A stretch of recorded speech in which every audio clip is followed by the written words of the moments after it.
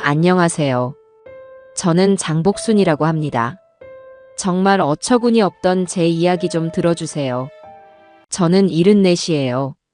사람들은 제 나이를 듣고 다들 기운 빠진 쭈구렁 할머니를 생각하지만 저는 아직 눈도 침침하지 않고 허리도 꼿꼿합니다. 평생을 이 2층 집에서 살림만 하고 남편 박만식과 딸 미니를 건사하며 살아온 세월이었죠. 하나 있는 딸 미니는 시집가서 제 앞가림하며 잘 살고 있고 이제 이 커다란 집에는 말이 없는 영감과 저 둘만 덩그러니 남았습니다. 박만식이라는 남자는 50년을 넘게 같이 살았지만 단 한 번도 다정다감한 적이 없는 사람이었습니다. 그저 밖에서 자기 할 일 하고 꼬박꼬박 생활비를 내밀고 집에서는 신문 아니면 텔레비전 소리만 울리게 하는 그런 전형적인 옛날 남자였죠. 저 역시 그런 남편에게 살가운 정을 기대하지 않았습니다. 그저 아내로서, 어머니로서 제 도리를 다하며 이 조용한 집을 묵묵히 지키며 살아왔어요. 그렇게 흐르는 물처럼 조용하던 제 노후에 이상한 파문이 일기 시작한 것은 석 달 전쯤입니다. 평생 집이 제일 편하다며 소파와 한몸이 되어 지내던 영감, 박만식이 아침 외출을 선언하면서부터였죠. 여보, 나장에 좀 다녀오겠네. 어느 날 아침 밥을 먹자마자 그가 툭 던진 말이었습니다. 늘 그렇듯 신문에서 눈도 떼지 않은 채였죠. 저는 너무 놀라 숭늉 그릇을 내려놓았습니다. 시장이요? 시장에 뭐 사러 가게요? 필요한 거 있으면 저한테 말을 하지. 제가 되물었더니 영감은 그제야 신문 너머로 저를 힐끗 보며 대답하더군요. 아니, 그냥 구경 삼아. 미니도 나가고 집에만 있으니 답답해서. 사람 사는 것도 좀 보고 바람도 쐬고 그러지. 70평생 답답하다는 말을 입에 담은 적도 없던 양반이었습니다. 시끄러운 건 딱 질색이라며 명절에도 손주들이 조금만 떠들면 방으로 들어가 버리던 사람이 사람 사는 구경이라니요. 저는 그저 나이가 드니 사람이 변하나 싶어 그러시든가요 하고 말았습니다. 그렇게 시작된 남편의 아침 장 구경은 정말 하루도 빠지지 않고 이어졌습니다. 처음 한두 번은 웬일인가 노인네가 드디어 활력이라도 찾았나 싶어 좋게 생각하려고 애썼어요. 하지만 이상한 점은 곧 제 눈에 보이기 시작했습니다. 구경하러 간다는 사람이 아침 8시만 되면 어김없이 욕실에서 한참을 꾸미고 나갔습니다. 평생 비누 하나면 다 된다던 사람이 제가 쓰는 폼 클렌징까지 몰래 쓰는 것 같았죠. 제가 혼수로 해온 낡은 자개장을 열고는 몇 년간 명절 때나 입던 제일 좋은 회색 재킷을 꺼내 입더군요. 심지어 머리에는 스프레이까지 반질반질하게 뿌리고요. 그리고 결정적으로 짙은 스킨 향이었습니다. 그가 현관을 나설 때마다 10년은 묵은 독한 남자 스킨 냄새가 거실까지 흘러들어왔습니다. 몇 년 전 미니가 아버지 쓰라고 사다 준 비싼 향수 겸용 스킨이었는데 영감은 냄새가 독해서 머리 아프다고 딱 한 번 쓰고는 욕실 구석에 처박아둔 바로 그것이었습니다. 아니, 생선 비린내 나고 흙먼지 날리는 시장에 구경 간다는 사람이 저렇게 향수는 왜 뿌린담. 저는 그저 늙으면서 주책이 늘었나 보다 하고 애써 넘기려 했습니다. 남편은 그렇게 한껏 멋을 부리고 주머니에 지갑만 달랑 챙겨 집을 나섰습니다. 그리고 점심시간이 거의 다 되어서야 2~3시간 만에 집으로 돌아왔죠. 당연히 손에는 아무것도 들려있지 않았습니다. 구경만 한다고 했으니까요. 하지만 그것도 하루 이틀이죠. 오늘은 뭐 좋은 거 없었어요? 시장 가면 붕어빵이라도 좀 사오지. 어느 날 제가 무심하게 물었습니다. 그는 겉옷을 벗으며 귀찮다는 듯이 대답했어요. 에이, 다 그저 그렇더구먼. 사람만 많고 시끄럽기만 해. 그 대답이 몇 주째 똑같이 반복되고 있었습니다. 시장 구경이 그렇게 시끄럽고 별로라면서 왜 향수까지 뿌려가며 매일 아침 거길 나가는 걸까요? 제 마음속에 작고 검은 의심의 싹이 트기 시작했습니다. 처음에는 혹시 어디 아픈가? 나 몰래 병원 다니나? 싶기도 했고 아니면 노인정에라도 가서 장기나 바둑을 두나? 생각도 했습니다. 하지만 병원이라면 저한테 말을 했을 테고 노인정 가는 복장치고는 너무 과했죠. 그러던 어느 날이었습니다. 마침 집에 콩나물도 똑 떨어지고 저녁에 끓일 김치찌개 고기도 사야 해서 제가 직접 시장에 나갈 채비를 했습니다. 영감은 이미 2시간 전에 장에 구경 간다며 어김없이 스킨 냄새를 풀풀 풍기고 집을 나선 뒤였죠. 저는 제 낡은 장바구니를 챙겨 들고 현관을 나섰습니다. 오랜만에 나선 10월의 재래시장은 활기가 넘쳤습니다. 콩나물 1,000원어치. 골라 담아. 오늘 생선 다 떨이. 여기저기서 외치는 소리가 정겨웠죠. 영감이 말한 사람 사는 구경이라는 게 이런 거라면 확실히 활기차긴 하네요. 저는 곧장 20년을 넘게 다닌 단골 정육점으로 향했습니다. 사장님 나왔어요. 오늘 고기 좋은가? 20년 넘게 한자리에서 장사한 정육점 김 사장은 저를 반갑게 맞아주었습니다. 아이고 사모님, 오래간만이시네. 오늘 돼지 앞다리살이 기가 막혀요. 찌개 끓이시게 좀 드릴까? 좋죠. 그걸로 한 금만 줘요. 넉넉하게. 고기를 숭덩숭덩 써는 김 사장에게 저는 문득 생각나서 한마디 툭 던졌습니다. 제 마음속 의심을 확인해 보고 싶었죠. 참, 사장님. 요새 우리 영감 아침마다 장터 돈다는데 혹시 봤소? 매일 구경 온다던데. 아침마다 멋을 어찌나 내고 오는지 몰라. 김 사장이 고기를 썰던 칼을 멈추고 저를 멀뚱히 쳐다봤어요. 박씨요? 박만식 씨 그 양반 말입니까? 그래요. 매일 아침마다 온다길래. 혹시 마주쳤나 해서. 김 사장은 고개를 갸웃하며 말했습니다. 박씨? 아이고 사모님. 그 양반 요새 통 안 보이던데? 예전에 돼지 껍데기 사러 몇 번 오시더니 뜸한 지가 오래됐어. 어휴, 내가 기억하기로 지난 봄에 보고 못 봤나? 아침마다요? 에이, 그럴 리가. 이 시간에 나오시면 나를 무조건 보고 가실 텐데. 내가 이 길목을 지키고 있는데. 쿵. 심장이 바닥으로 떨어지는 것 같았습니다. 머리가 어질했죠. 아, 그래요? 길이 엇갈렸나 보네. 워낙 넓어야지. 저는 애써 웃으며 고기를 받아들었습니다. 하지만 손이 미세하게 떨리는 건 어쩔 수 없었어요. 몇 달은 된 것 같다. 그럼 그동안 박만식은 매일 아침 어디를 갔던 걸까요? 저는 애써 불안감을 누르며 바로 옆에 있는 채소 가게로 향했습니다. 이곳은 30년을 다닌 곳이죠. 할머니, 콩나물이랑 두부 좀 주세요. 콩나물을 다듬던 채소 가게 이 할머니에게도 제가 물었습니다. 혹시 정육점 사장이 잘못 봤을 수도 있으니까요. 할머니, 혹시 우리 남편 못 봤어요? 회색 재킷 입고 다니는 박씨 말이에요. 매일 아침에 시장 구경 온다는데. 이 할머니는 제 말에 고개도 안 들고 대답했어요. 누구, 박씨? 그 양반이 여길 왜 와? 장은 사모님이 다 보시는데. 못 봤어, 나는. 이 할미가 여기서 아침 6시부터 저녁까지 죽치고 있는데 박씨는 본 기억이 없네. 확실해졌습니다. 남편은 시장에 오지 않았습니다. 저는 콩나물과 두부가 담긴 장바구니를 들고 집으로 돌아오는 내내 그럼 도대체 어디를 가는 걸까 하는 생각에 아무것도 할 수가 없었어요.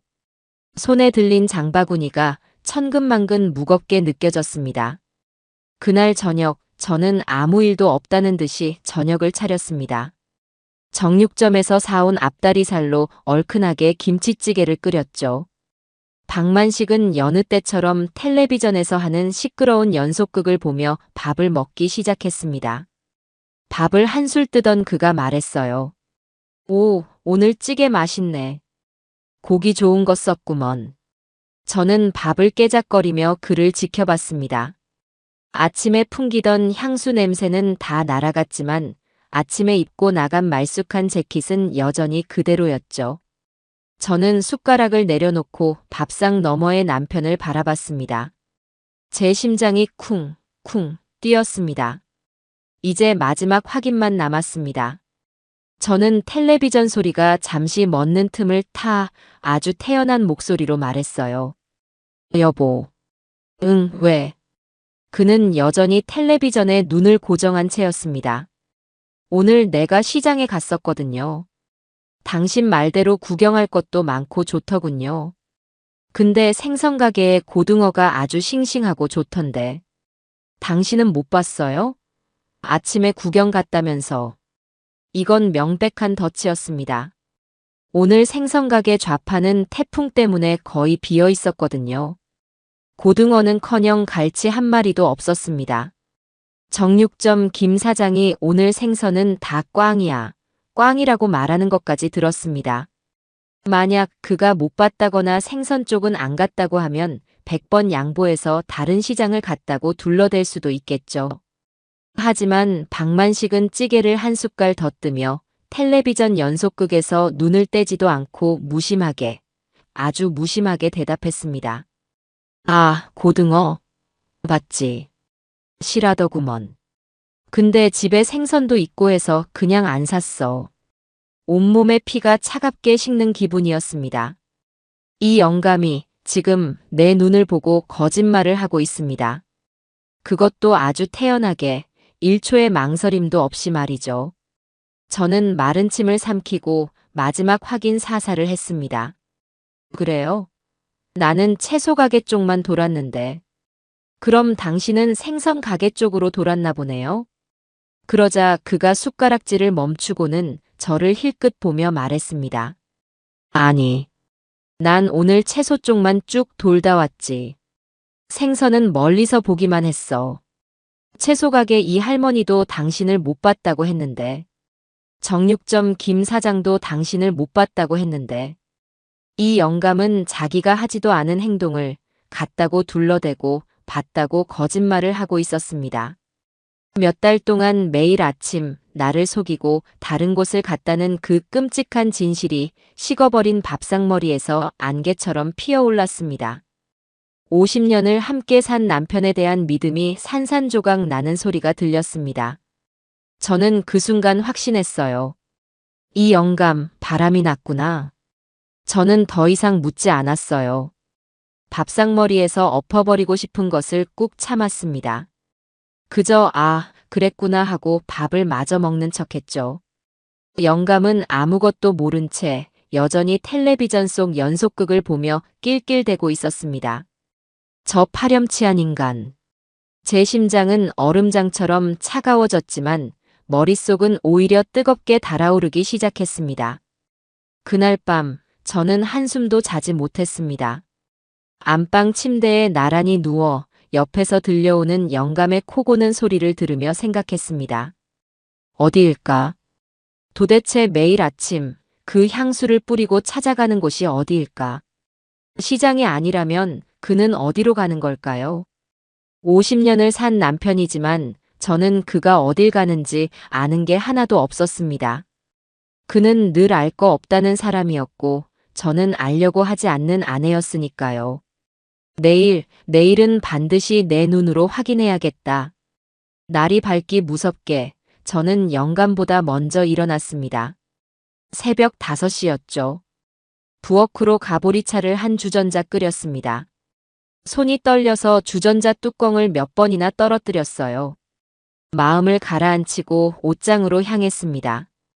평소에 입던 밝은 꽃무늬 스웨터 대신 가장 눈에 띄지 않는 검은색 바지와 짙은 밤색 가디건을 꺼내 입었습니다. 미니가 엄마 늙어 보여라며 싫어하던 옷이었지만 오늘은 이 옷이 제 갑옷이었습니다. 아침 7시 반. 어김없이 영감이 부스스한 얼굴로 안방에서 나왔습니다. 저를 한번 힐끗 보더니 웬일로 일찍 일어났네 한마디 툭 던지고는 욕실로 들어가더군요. 그리고 30분이 넘도록 안에서 물소리가 들렸습니다. 평소엔 5분 만에 고양이 세수를 하고 나오던 인간이었습니다. 놈이 욕실에서 공을 들이는 시간만큼 제 가슴속 분노도 차곡차곡 쌓여갔습니다. 아침 8시 10분. 욕실 문이 열리고 짙은 스킨 냄새가 안방까지 밀려 들어왔습니다. 몇 년 전 미니가 아빠, 좋은 냄새 나야 좋은데 간다며 사다 준 바로 그 비싼 스킨이었습니다. 그때 냄새 독하다며 질색하던 박만식은 어디 가고 기름까지 반질하게 바른 낯선 늙은이가 거울 앞에 서 있었습니다. 그는 장롱에서 가장 좋은 회색 재킷을 꺼내 입고 주머니에 지갑을 챙겨 넣었습니다. 나장에 구경 좀 다녀오겠네. 저는 대답하지 않았습니다. 그는 제 침묵을 눈치채지 못한 건지 아니면 무시한 건지 늘 그렇듯 현관으로 향했습니다. 다녀오세요. 그가 현관문을 닫고 나가는 소리가 들리자마자 저는 미리 챙겨둔 스카프로 얼굴을 반쯤 가리고 운동화를 꿰어 신었습니다. 심장이 미친 듯이 뛰기 시작했어요. 내가 지금 뭐 하는 짓인가? 50년을 산 남편을 미행하다니. 잠깐 망설였지만 텔레비전 옆에 놓인 오늘의 고등어가 떠올랐습니다. 아니, 이대로 바보처럼 속고 살 수는 없었어요. 현관문을 조용히 열고 나갔습니다. 1층까지 계단을 뛰어내려가 아파트 현관 유리문 뒤에 숨었습니다. 영감은 저만치 앞서 걸어가고 있었습니다. 늘 입던 후줄근한 잠바 차림이 아닌 비싼 재킷을 입은 뒷모습이 오늘따라 유난히 낯설었습니다. 저는 50m쯤 거리를 두고 그의 뒤를 밟기 시작했습니다. 다행히 아침 출근 시간이라 길에는 사람들이 제법 있었습니다. 저는 다른 행인들 사이에 몸을 숨기며 전봇대 뒤에 숨기도 하고 문 연 가게의 차양막 아래에 서 있기도 하면서 필사적으로 그를 쫓았습니다. 심장이 입 밖으로 튀어나올 것 같았죠. 만약 들키면 어떡하지? 저 인간이 날 보면 뭐라고 할까? 하지만 박만식은 단 한 번도 뒤를 돌아보지 않았습니다. 아주 당당하고 심지어 발걸음조차 가벼워 보였어요. 그는 분명 시장 방향으로 걷고 있었습니다. 제 단골 정육점과 채소 가게가 있는 제가 50년간 다녔던 바로 그 재래시장 말입니다. 제 마음속 한편에서는 그래, 어쩌면 내가 오해한 걸 거야. 그냥 다른 상인들 눈에 안 띄었을 뿐이겠지. 오늘은 정말 시장 안을 구경할지도 몰라. 하는 바보 같은 희망이 피어올랐습니다. 하지만 그 희망은 시장 입구에 커다란 아케이드가 보이는 사거리에서 산산조각 났습니다. 시장은 직진이었습니다. 하지만 박만식은 그 사거리에서 1초의 망설임도 없이 우회전을 했습니다. 시장과는 완전히 반대 방향, 새로 건물이 들어서고 있는 신도시 상가 쪽이었습니다. 제 발이 그 자리에 얼어붙는 것 같았습니다. 아니구나. 시장이 아니었어. 저는 이를 악물고 그의 뒤를 다시 쫓았습니다. 그는 시장통의 왁자지껄함이 아닌 유리창으로 번쩍거리는 새 건물들 사이로 걸어 들어갔습니다. 그곳은 제가 평생 와본 적 없는 낯설고 차가운 동네였어요. 높은 건물들에는 증권, 투자, 법률사무소 같은 저와는 아무 상관없는 간판들만 가득했습니다. 도대체 이런 곳에 왜? 그는 저보다 훨씬 이 길에 익숙해 보였습니다. 행인들의 어깨를 요리조리 피하며 아주 자신감 있는 걸음걸이로 걷더군요. 그리고 마침내 가장 크고 번쩍이는 한 오피스텔 건물 앞에서 걸음을 멈췄습니다. 1층에는 번듯한 은행과 약국이 있는 20층은 좋게 넘어 보이는 새 건물이었습니다. 저는 길 건너편 버스 정류장 광고판 뒤에 몸을 숨겼습니다. 박만식은 주위를 한번 휙 둘러보더니 이내 건물의 공동 현관으로 다가가더군요. 저는 심장이 멎는 줄 알았습니다. 그리고는 아주 익숙하게 비밀번호 4자리를 삑삑삑삑 눌렀습니다. 유리문이 스르르 열리고 그는 그 안으로 사라졌습니다. 저는 그 자리에 망부석처럼 서 있었습니다. 오피스텔. 그 단어가 제 머리를 세게 내리쳤습니다. 시장 구경, 바람 쐬러 아니었습니다.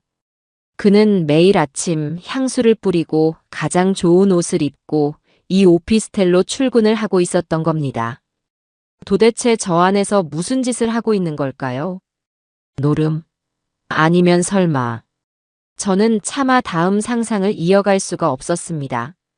바람이 휑하니 불어왔습니다. 아침 9시 수많은 사람이 오가는 길 한복판에 저 혼자 버려진 기분이었습니다. 저는 길 건너편에서 얼마나 오래 서 있었는지 모릅니다. 다리가 아파왔지만 집으로 돌아갈 수가 없었어요. 저 문이 다시 열리고 박만식이 나오기를 기다려야 했습니다. 하지만 저 건물 로비는 너무 훤히 트여 있어서 제가 계속 서성이면 경비원 눈에 띌 게 뻔했습니다. 마침 길 건너편에 빵집 겸 카페가 하나 있더군요. 팔이 뭐라고 적힌 간판이었습니다. 저는 평생 저런 곳에 들어가 본 적이 없지만 오늘은 어쩔 수 없었죠. 유리문을 밀고 들어갔습니다. 젊은 아가씨들이 풍기는 달콤한 빵 냄새와 커피 향이 제 속을 더 울렁거리게 만들었습니다. 저 따뜻한 거 아무거나 한 잔 주세요. 아메리카노 드릴까요? 네, 그걸로 줘요. 얼마인지도 모르는 커피 한 잔을 받아들고 저는 오피스텔 건물이 정면으로 보이는 창가 자리에 앉았습니다. 낯선 음악 소리가 시끄럽게 울렸죠. 저는 커피는 입에도 대지 않고 유리창 너머에 저주받을 오피스텔 입구만 노려봤습니다. 시간이 지옥처럼 흘러갔습니다. 9시 반, 10시, 10시 반. 도대체 저 안에서 뭘 하는 걸까? 저기서 점심까지 먹는 걸까? 혹시 나 몰래 사무실이라도 차린 걸까? 별의별 생각이 다 들었습니다. 하지만 투자나 사무실 같은 단어는 아침마다 뿌리던 그 독한 스킨 향과 도무지 어울리지가 않았어요. 10시 50분. 드디어 오피스텔의 유리문이 다시 열렸습니다.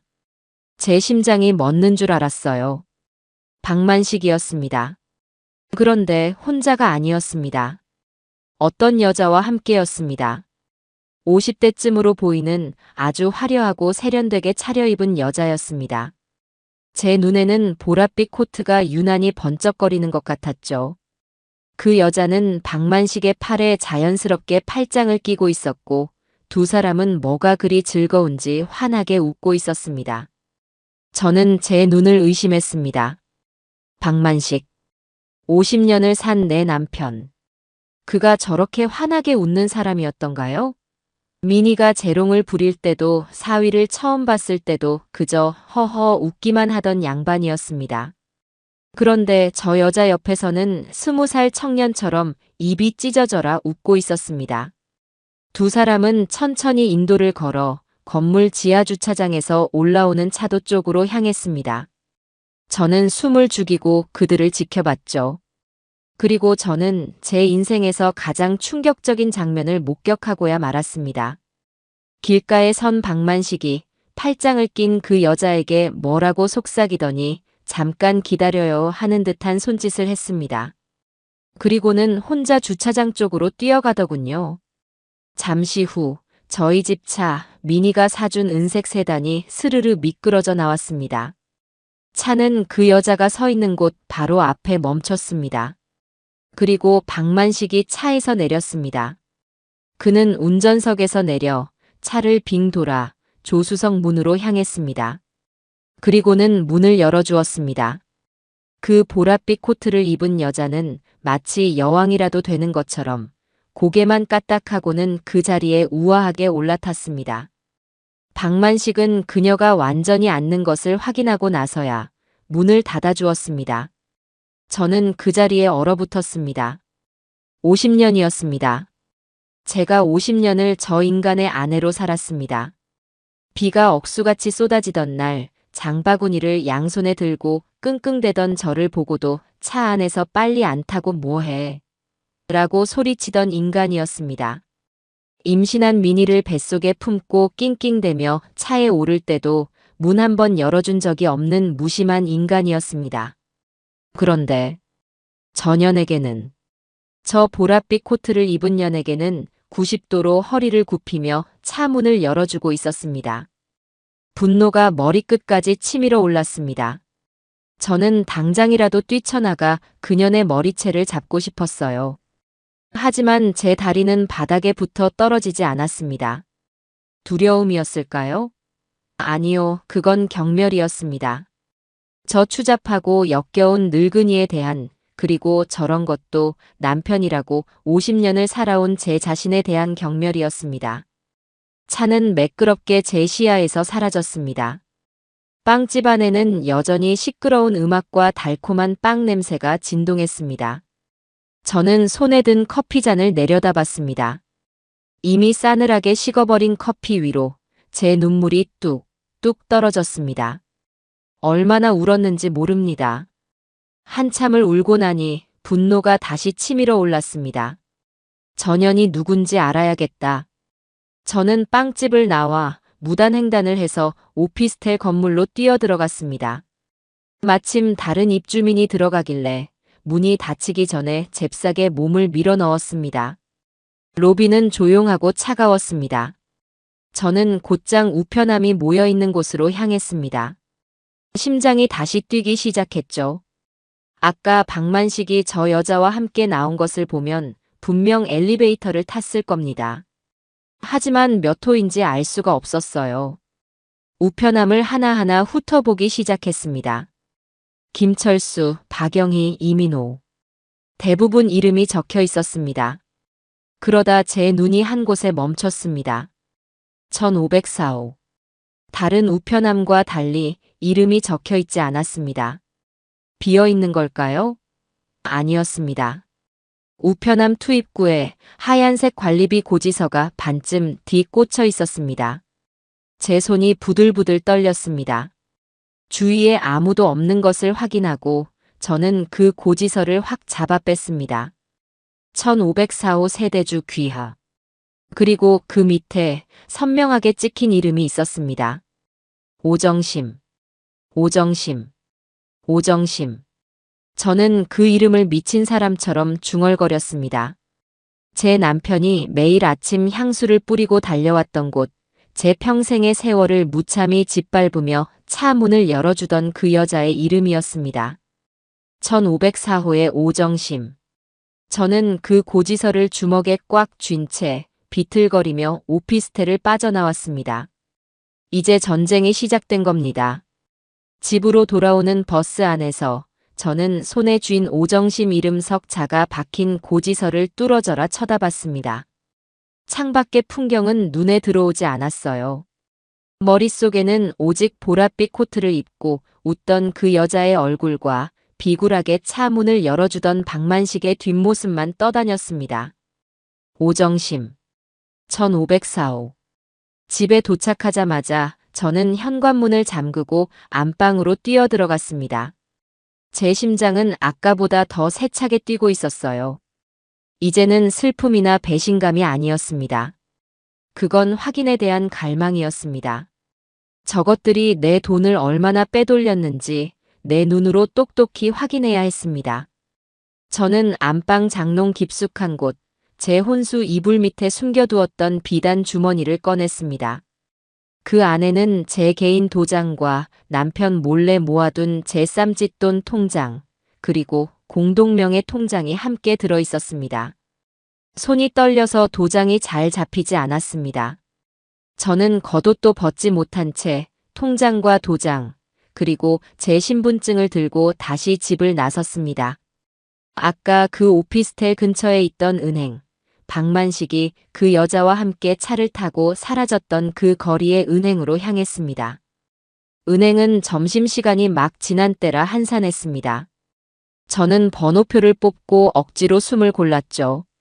장복순, 침착해. 여기서 쓰러지면 안 돼.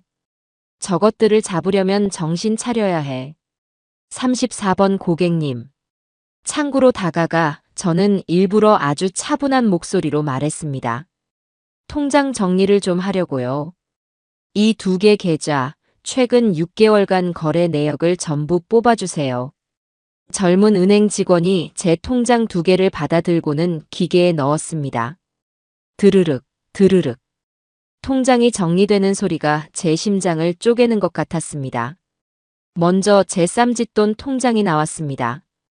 이 통장은 제 친정 어머니가 돌아가시면서 딸 고생한다며 쥐어주신 돈과 미니 시집 보내고 남은 돈을 제가 평생 아껴가며 모은 박만식은 존재조차 모르는 제 마지막 비상금이었습니다. 5천만 원이 넘는 돈이었죠. 그런데 통장을 받아든 제 눈에 믿을 수 없는 숫자가 찍혀 있었습니다. 잔액 3만 4천 원. 이게 어떻게 된 거예요? 저도 모르게 소리가 터져 나왔습니다. 은행 직원이 깜짝 놀라 저를 쳐다봤죠. 네, 고객님. 여기 있던 돈.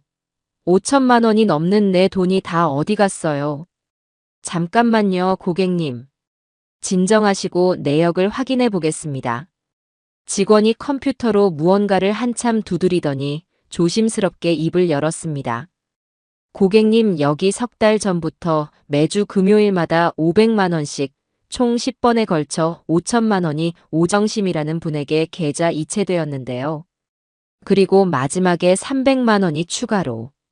오정심이요? 제 입에서 그 이름이 다시 흘러나왔습니다. 네. 인터넷 뱅킹으로 이체되었네요. 고객님께서 직접 하신 게. 나는 그런 거 할 줄 몰라요. 난 인터넷 그거 몰라. 그럼 혹시 자제분이나 남편분께서. 박만식. 그 인간이었습니다. 제 도장과 신분증을 몰래 훔쳐 은행에 가서 인터넷 뱅킹을 신청하고 제 피 같은 쌈짓돈을 그녀에게 몽땅 갖다 바친 거였습니다. 매주 금요일마다 500만 원씩 10번을 넘게요. 저는 그 자리에 쓰러질 것 같았습니다.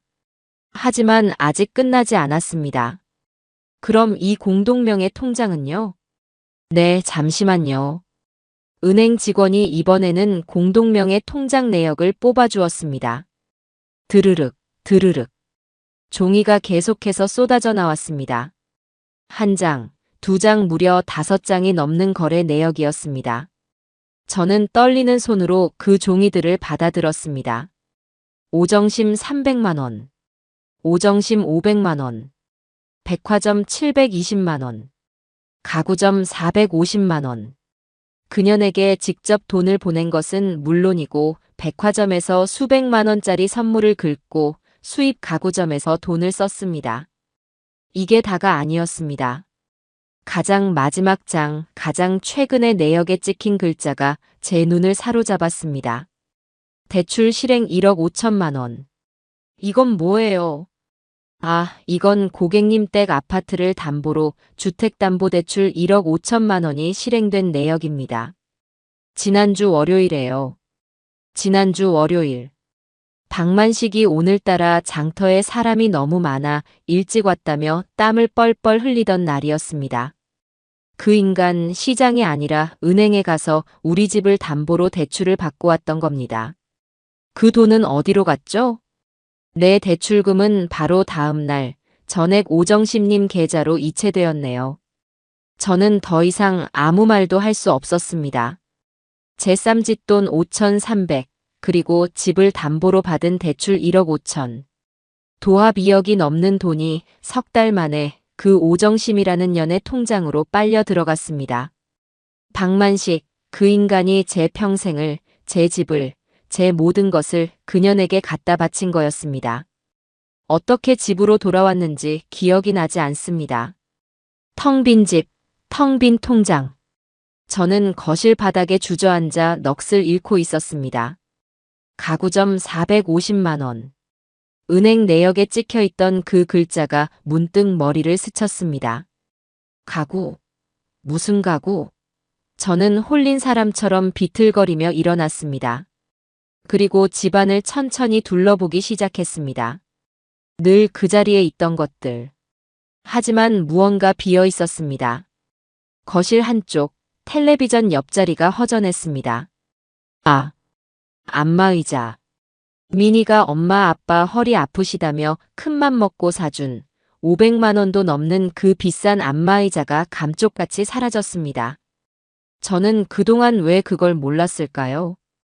방만식이 저거 자리만 차지하고 시끄럽다. 치워버리자고 성화였는데 제가 내 딸이 사준 걸 어떻게 버리냐며 막았던 바로 그 안마의자였습니다. 저는 떨리는 다리로 안방으로 향했습니다. 그리고 제 눈을 의심했습니다.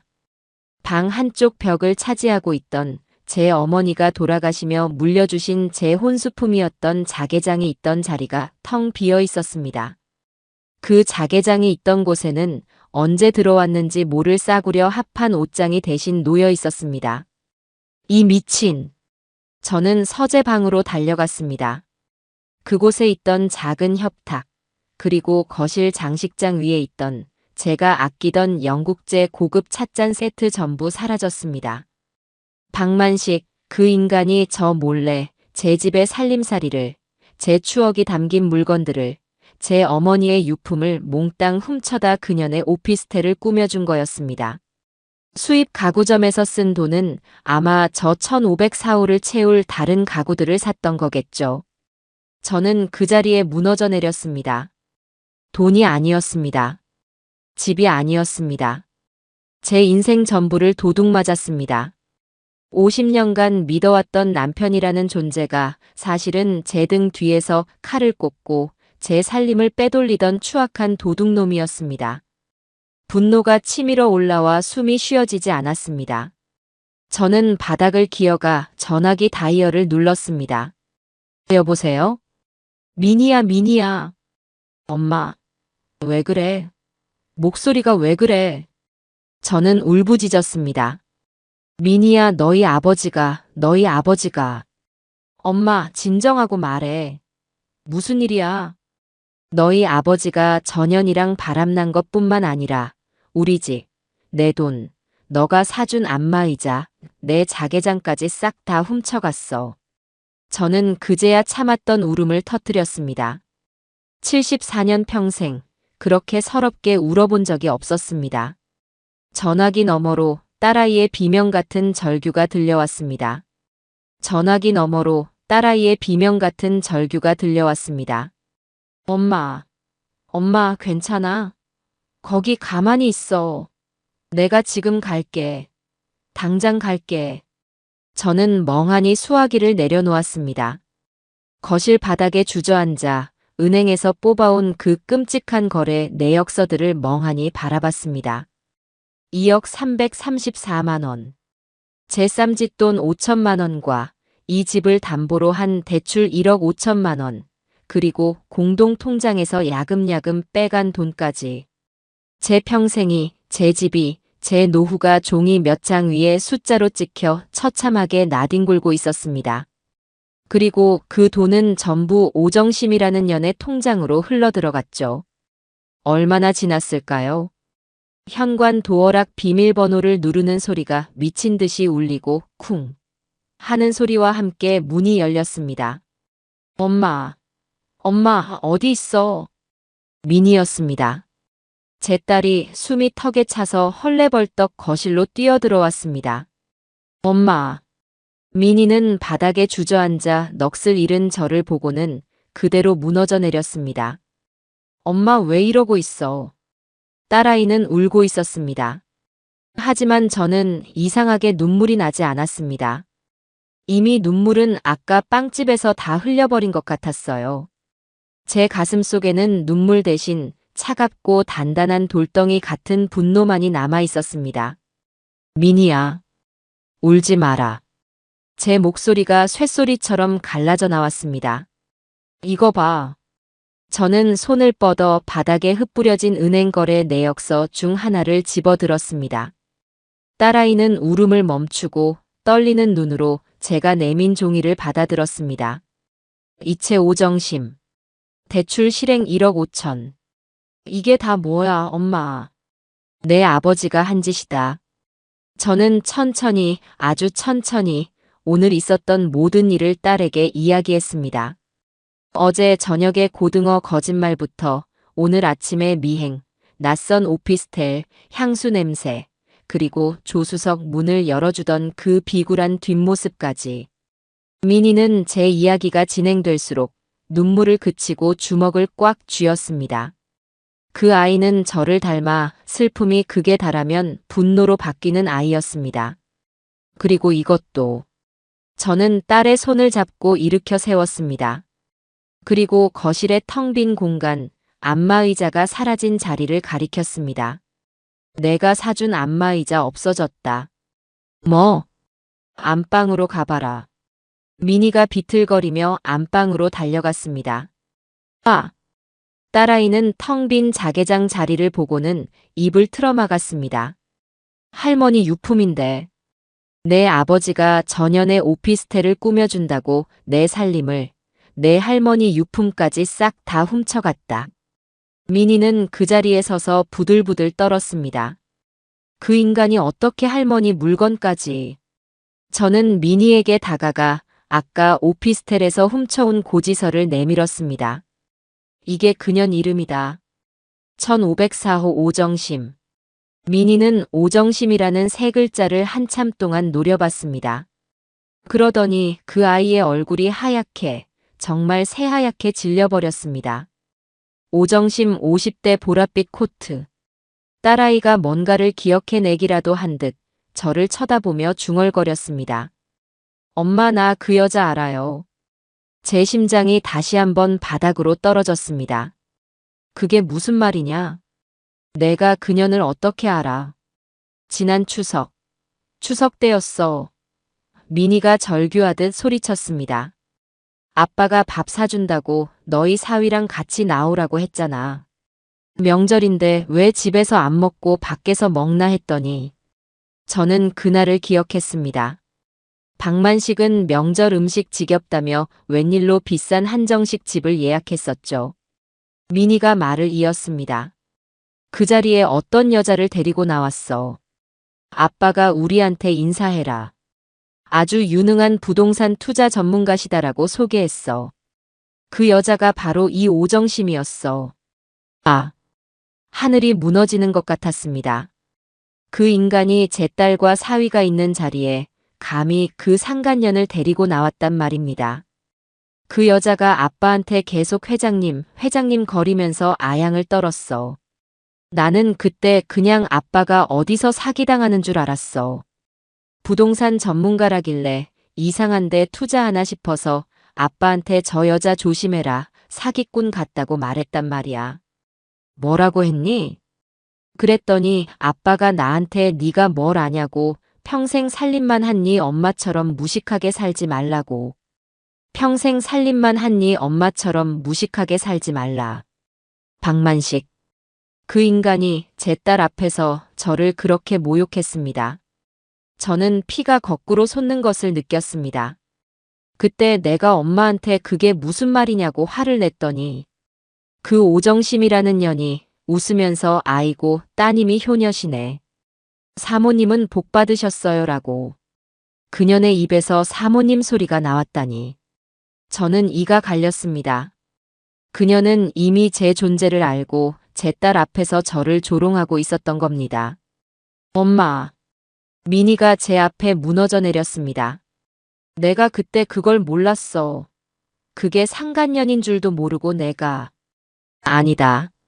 저는 우는 딸의 어깨를 단단히 붙잡았습니다. 울지 마라, 미니야. 이제부터 우는 건 우리가 아니라 그년 놈들이 될 거다. 제 목소리는 얼음장처럼 차가웠습니다. 엄마. 미니야. 넌 엄마 편이지. 당연하지. 당연히 엄마 편이지. 좋다. 그럼 지금부터 변호사, 대한민국에서 제일 독하고 악랄한 놈으로 알아봐라. 알아볼게.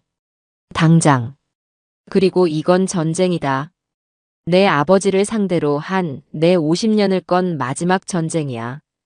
저는 바닥에 떨어진 통장 내역서들을 주워 모았습니다. 우리는 저것들이 우리한테서 훔쳐간 모든 것을, 아니, 그 이상을 뼈까지 발라서 되찾아올 거다. 그날 밤, 저와 미니는 거실에서 밤을 새웠습니다. 50년간 제 땀과 눈물이 밴 하지만 이제는 남편의 배신으로 얼룩진 이 집에서 저희 모녀의 치밀한 복수극이 막 시작되고 있었습니다. 다음 날 아침, 저는 방만식이 일어나기 전에 집을 나섰습니다.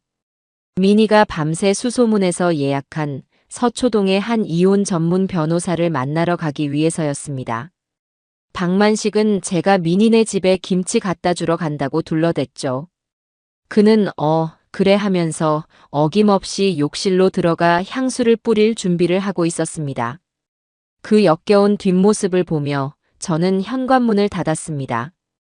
변호사 사무실은 제가 평생 와본 곳 중에 가장 차갑고 가장 비싸 보이는 곳이었습니다. 법무법인이라는 간판이 걸려 있었죠. 민희가 엄마, 이 사람이 이 바닥에서 저승사자로 불린대. 위자료 뜯어내는 데는 귀신이래라고 속삭였습니다. 김필승 변호사라는 명패가 놓인 책상 앞에 저와 민희가 나란히 앉았습니다. 40쯤 되어 보이는 아주 날카로운 눈매의 변호사였습니다. 박민희 씨 소개로 오신 장복순 여사님 맞으시죠? 말씀은 대강 들었습니다. 하지만 정확해야 하니 어머님께서 직접 말씀해 주시죠. 저는 밤새 민희와 함께 정리한 서류 가방을 열었습니다. 이건. 저는 차분하게 하지만 떨리는 목소리로 하나씩 증거를 꺼내 놓았습니다. 제 개인 통장 내역입니다. 잔액 34,000원. 5천만 원이 오정심에게 넘어갔습니다. 이건 공동명의 통장 내역입니다. 집 담보 대출 1억 5천만 원. 역시 오정심에게 넘어갔습니다. 그리고 이건 그 오피스텔 고지서입니다. 1504호 오정심. 김 변호사는 아무 말 없이 서류들을 꼼꼼히 훑어봤습니다. 그의 미간이 미세하게 좁혀졌죠. 민희가 옆에서 거들었습니다. 변호사님, 이것뿐만이 아니에요. 저희 아버지가 저희 어머니 혼수품인 자개장이랑 제가 사들인 안마의자까지 집안 살림을 몰래 빼돌려서 그 상간녀 오피스텔에 갖다 놨어요. 살림살이까지요? 김 변호사가 처음으로 고개를 들어 저를 쳐다봤습니다. 네. 제 어머니 유품입니다. 김 변호사는 펜을 들고 무언가를 빠르게 적기 시작했습니다. 박만식 씨가 어머님 도장을 도용해 개인 통장 돈을 이체한 것. 이건 명백한 사문서 위조 및 절도입니다. 형사 고소감이죠. 공동명의 통장에서 대출을 받아 상간녀에게 증여한 것. 이건 배임에 해당할 수 있습니다. 민사상으로 부당이득 반환 청구는 물론이고요. 변호사의 입에서 쏟아지는 낯선 법률 용어들이 제 복수심을 더욱 단단하게 만들었습니다. 그럼 당장 그 인간하고 그년을. 잠깐만요, 어머님. 김 변호사가 제 말을 잘랐습니다. 상황은 최악이지만 법은 생각보다 간단하지 않습니다.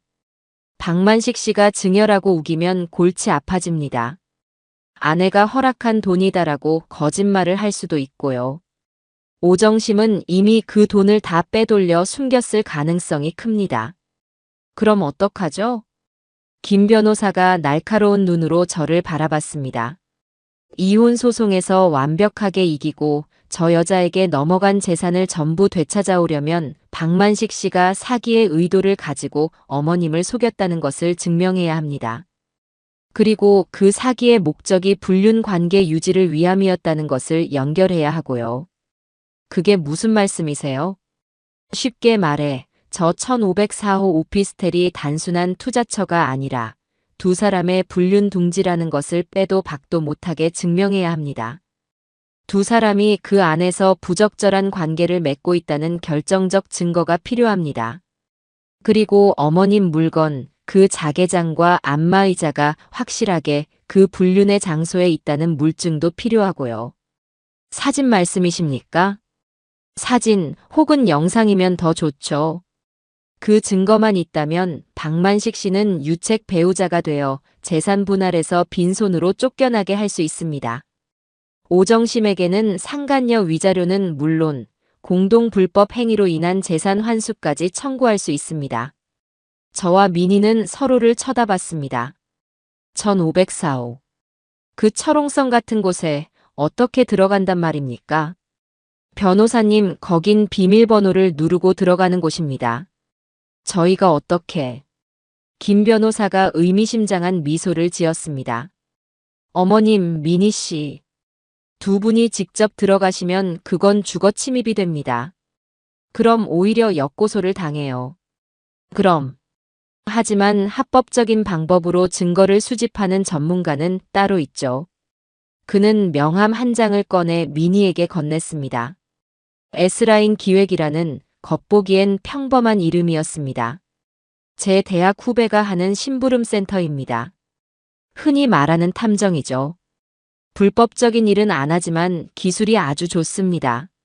사무실을 나오는 길, 저와 미니는 말이 없었습니다. 손에 쥔 명함 한 장이 마치 지옥으로 가는 열쇠처럼 느껴졌습니다. 엄마 무서워? 우리 그냥. 아니. 저는 공원 벤치에 앉아 미니의 손을 잡았습니다.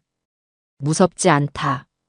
나는 50년을 저 인간 뒤에서 그림자처럼 살았다.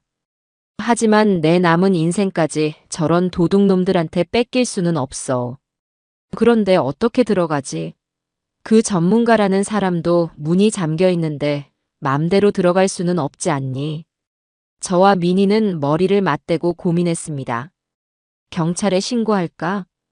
아니야, 그럼 증거도 없는데 문 안 열어줘. 열쇠공을 부를까? 그건 불법이랬잖아. 한참을 고민하던 그때였습니다. 제가 집에서 가져온 가방 속에서 아무렇게나 쑤셔 넣었던 우편물 뭉치가 눈에 띄었습니다. 도시가스 10월분 청구서. 그리고 그 밑에 작은 글씨로 적힌 안내문. 안내 10월 15일에서 20일 전기가스 안전점검 실시. 순간 제 머릿속에서 뭔가 번쩍했습니다. 미니야. 응? 왜 엄마? 지난달인가 내 아버지가 집에서 투덜대는 소리를 들었다. 무슨 소리? 그 오피스텔은 무슨 놈의 점검이 그리 잦으냐고. 가스 점검이다, 소방 점검이다, 귀찮게 한다고. 미니의 눈이 커졌습니다. 엄마, 그거야. 정기 점검. 그래. 점검원이라는데 문 안 열어줄 놈이 어디 있겠니? 특히나 가스라는데. 하지만 진짜 점검원이 가면 어떡해? 아니지. 저는 미니의 손에 들린 S라인 기획 명함을 가리켰습니다. 우리가 가짜 점검원을 보내는 거다. 그 순간 저와 미니는 서로의 얼굴을 바라보며 차갑게 웃었습니다. 드디어 반격의 실마리가 보이기 시작했습니다. 그날부터 저와 미니는 치밀하게 디데이를 계획했습니다. 먼저 미니가 S라인 기획에 연락을 했죠. 김 변호사의 소개로 연락했다고 하니 실장이라는 자가 다음 날 바로 저희 집 근처 찻집으로 나왔습니다. 아주 덩치는 산만한데 말투는 간호사처럼 조곤조곤하더군요. 사모님, 따님. 김 변호사님께 말씀은 들었습니다. 1504호 내부의 증거가 필요하시다는 거죠? 네. 그런데 불법은 안 된다고. 물론입니다. 실장이 웃었습니다. 저희는 기술자입니다. 문을 부수거나 하지 않아요. 다만 점검을 좀 할 겁니다. 미니가 가스 점검이라고 말하자 실장은 아주 좋은 생각이십니다라며 무릎을 쳤습니다. 그럼 저희가 도시가스 점검원 복장이랑 신분증, 점검표까지 완벽하게 준비하겠습니다. 문제는 그 집에 사람이 없을 때 들어가야 한다는 겁니다. 그건 제 몫이었습니다. 그날 저녁 저는 박만식이 돌아오자마자 아주 태연한 얼굴로 물었습니다. 여보, 당신 요새 장구경 다니느라 피곤한데 이번 주말에 미니네랑 다 같이 외식이라도 할까요?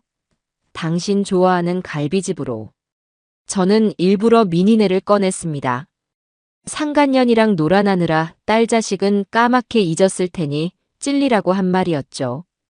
아니나 다를까 박만식은 텔레비전을 보던 리모컨을 만지작거리며 곤란한 표정을 지었습니다. 아, 이번 주말은 내가 좀. 선약이 있네. 선약이요? 무슨 선약인데요? 아, 그냥 고등학교 동창들 만나. 골프 치러 가기로 했어. 아주 오래전에 잡힌 약속이라 미안하네. 골프. 그놈의 골프. 오정심이랑 치러 가는 게 뻔했습니다. 어쩔 수 없네요. 그럼 잘 다녀오세요. 아침 일찍 나가시겠네. 그렇지. 새벽같이 나가야 해. 토요일 하루 종일 걸릴 거야. 됐습니다. 토요일 하루 종일. 시간은 충분하고도 넘쳤습니다. 저는 미니에게 토요일이라고 문자를 보냈습니다. 결전의 날, 토요일 아침이 밝았습니다. 박만식은 새벽 6시부터 일어나 골프복이랍시고 또 비싼 옷을 챙겨 입었습니다. 어제와는 다른 상쾌한 향수 냄새를 풍기며 현관을 나섰죠. 다녀오겠네. 네. 공 잘 치고 오세요. 저는 아주 인자한 아내처럼 배웅했습니다. 그가 사라지자마자 저는 미니에게 전화를 걸었습니다. 갔다. 오전 10시. 저와 미니는 미니의 차를 타고 1504호 오피스텔에서 한 블록 떨어진 골목에 주차했습니다. S라인 기획의 실장과는 10분 뒤에 로비에서 만나기로 했죠. 엄마 떨려? 아니, 하나도 안 떨린다. 거짓말이었습니다. 심장이 터질 것 같았죠. 하지만 저는 제 자신을 다잡았습니다. 저 안에 내 돈, 내 인생, 내 어머니의 유품이 있다. 저와 미니는 모자를 깊게 눌러쓰고 오피스텔 건물로 향했습니다. 로비에는 푸른색 도시가스 점퍼를 입은 실장과 연장 가방을 든 젊은 남자 두 사람이 기다리고 있었습니다. 가시죠. 실장은 아주 태연하게 엘리베이터를 잡았습니다. 15층. 띵 소리와 함께 문이 열리고 저희는 1504호 문 앞에 섰습니다. 잠시만 기다리시죠. 실장이 초인종을 눌렀습니다. 딩동. 아무 소리도 없었습니다. 한 번 더. 딩동. 역시 조용했습니다. 두 분 다 골프 치러 가신 게 확실합니다.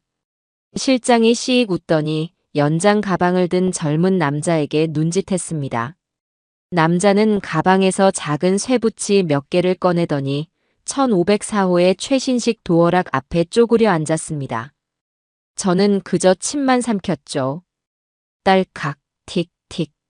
몇 번의 소리가 나더니 띠리리링 하는 경쾌한 소리와 함께 문이 열렸습니다. 30분입니다. 저희는 카메라 설치하고 두 분은 필요한 증거만 빨리 찾으십시오. 실장의 말과 함께 저와 미니는 1504호 안으로 들어갔습니다. 그리고 저는 숨이 멎는 줄 알았습니다. 문 바로 앞에는 며칠 전 제 집 거실에서 사라졌던 미니가 사준 안마의자가 버젓이 놓여 있었습니다. 미니가 입을 틀어막았습니다. 안으로 들어갈수록 그 광경은 더 처참했습니다. 거실 한쪽 벽면에는 텔레비전이 걸려 있었고 그 밑에는 제가 시집 올 때 해온 고급 찻잔 세트가 장식장 안에 진열되어 있었습니다. 저 미친. 미니가 욕을 내뱉었습니다. 그리고 침실 문을 열었습니다. 저는 그 자리에 주저앉을 뻔했습니다. 방 한가운데 가장 좋은 자리에 제 어머니의 유품, 제가 50년간 매일 닦고 쓸었던 그 자개장이 놓여 있었습니다. 윤기가 반질반질하게 흐르는 채로 말입니다. 그뿐만이 아니었습니다. 그 자개장 위에는 박만식과 오정심, 두 년놈이 활짝 웃으며 찍은 커플 사진이 액자에 담겨 올려져 있었습니다. 제 어머니의 유품 위에 감히 저 더러운 것들의 사진을 올려놓다니. 찍어. 미니야, 다 찍어. 이 천하의 개만도 못한 것들. 저는 울부짖었습니다. 미니는 울면서도 미친 듯이 핸드폰 카메라 셔터를 눌렀습니다.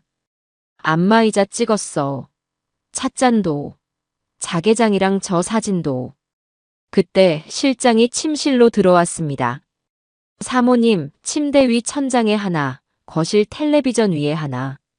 초소형 카메라 2대 설치 완료했습니다. 24시간 녹화되고 실시간으로 따님 핸드폰에서 확인 가능합니다. 이제 나가셔야 합니다. 저는 이가 갈렸습니다. 그냥 나갈 수는 없었어요. 미니야, 잠깐만. 저는 비틀거리며 화장실로 향했습니다. 아니나 다를까 욕실 선반에는 박만식의 스킨과 칫솔이 오정심의 것과 나란히 놓여 있었습니다. 감히 내 집 살림을 훔쳐와서 여기서 뒹굴어? 저는 망설이지 않았습니다. 오정심의 칫솔을 집어들어 그대로 변기 안쪽에 박박 문질렀습니다. 그리고 다시 칫솔 꽂이에 꽂아두었죠. 엄마, 뭐해? 시간 없어. 잠깐만. 저는 주방으로 향했습니다. 냉장고를 열었죠. 아니나 다를까 온갖 비싼 유기농 식품과 과일들이 가득했습니다.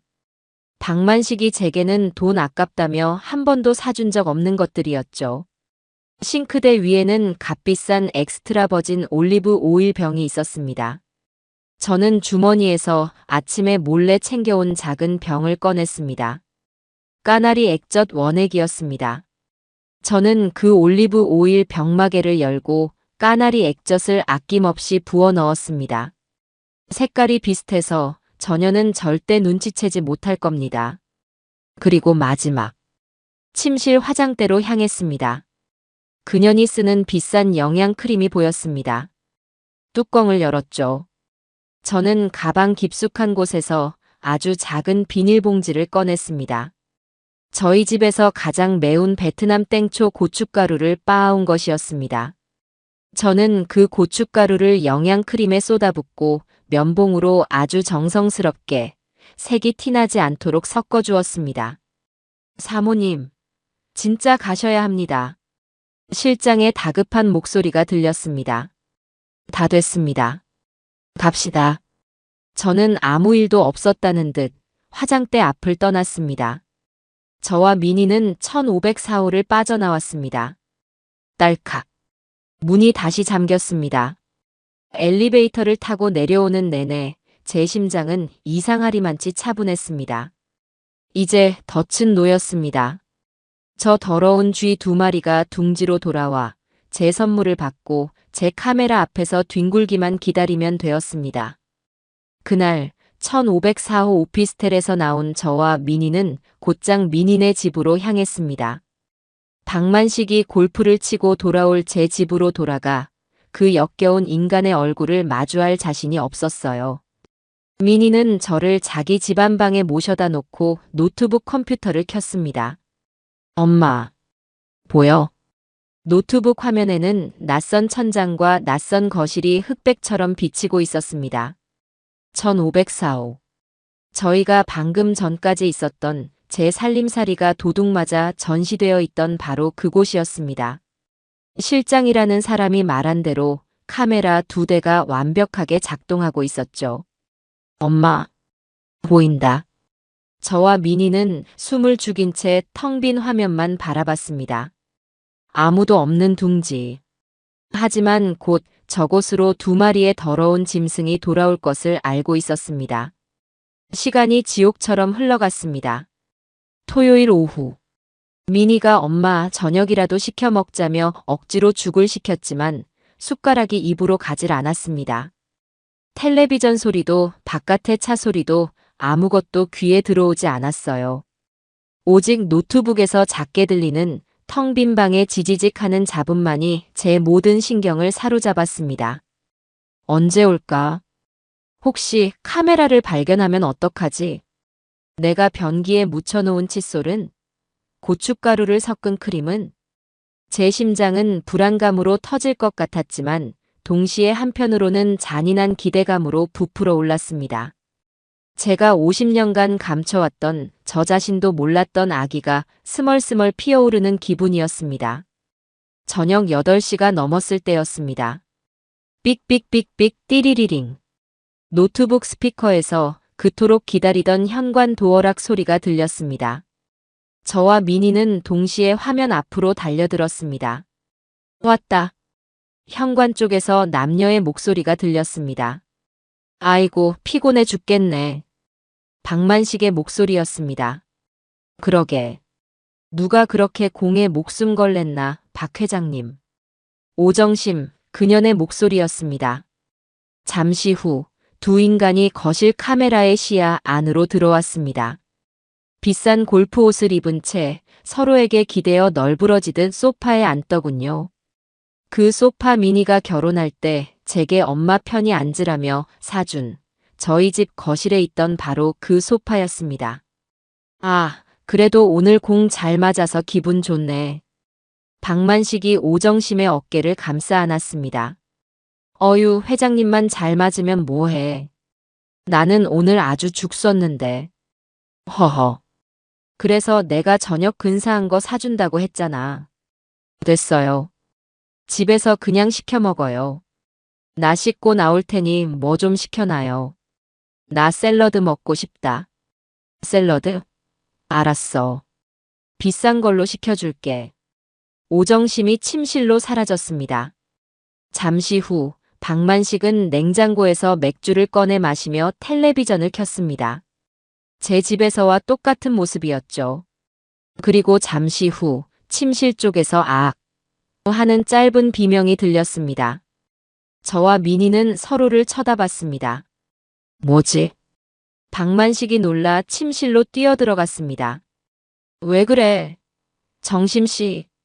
카메라에는 보이지 않았지만 오정심의 짜증 섞인 목소리가 들려왔습니다. 아니, 이 화장품. 이거 미쳤나 봐. 얼굴에 불이 나는 것 같아. 아, 따가워. 따가워. 뭐? 어제 백화점에서 산 거라며. 그러니까, 아, 미치겠네. 물 좀. 저도 모르게 입꼬리가 올라가는 것을 느꼈습니다. 땡초 고춧가루 크림. 제가 만든 지옥의 화장품이었습니다.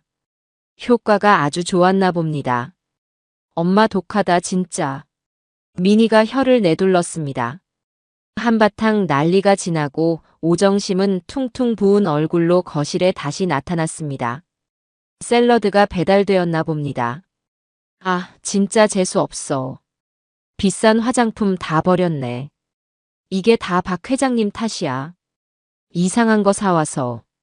아니, 내가 뭘. 오정심이 샐러드에 드레싱을 뿌리기 시작했습니다. 바로 그 까나리 액젓이 섞인 엑스트라 버진 올리브 오일이었습니다. 그래, 밥이나 먹읍시다. 아, 배고파.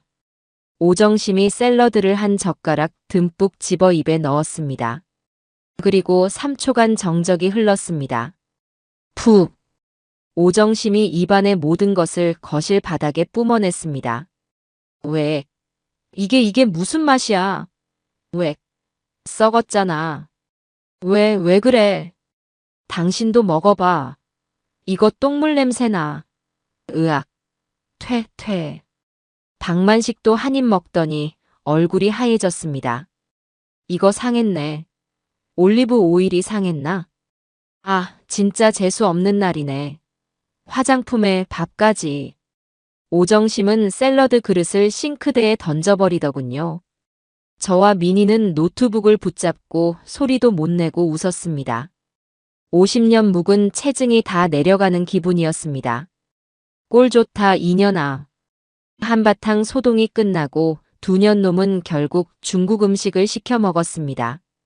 그리고 제 심장을 먹게 할 바로 그 대화가 시작되었습니다.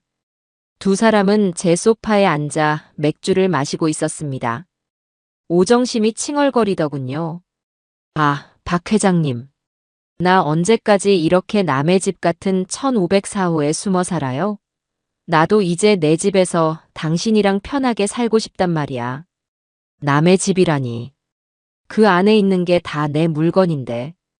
박만식이 오정심의 머리를 쓰다듬으며 말했습니다. 조금만 기다려, 정심씨. 다 돼가니까. 뭘 기다려요. 그 늙은이 사모님인지 뭔지 그 할망구랑 언제 정리할 건데요. 늙은이. 할망구. 제 딸 미니가 제 손을 꽉 잡았습니다.